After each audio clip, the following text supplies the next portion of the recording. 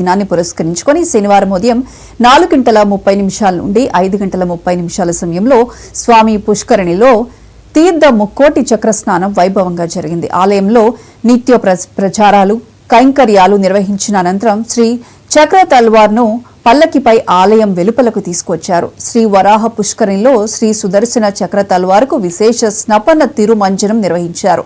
పాలు, పెరుగు, చందనం, వివిధ సుగంధ ద్రవ్యాలతో స్నపన తిరుమంజనం కార్యక్రమం చేపట్టారు. అనంతరం తులసి మాలను ధరింపచేసి శ్రీ సుదర్శన చక్ర తల్వార్కు శాస్త్రోక్తంగా పుష్కరిణిలో చక్ర స్నానం నిర్వహించారు. ఏడాదికి 4 మార్లు చక్ర స్నాన మహోత్సవం నిర్వహించడం ఆనవాయితీ.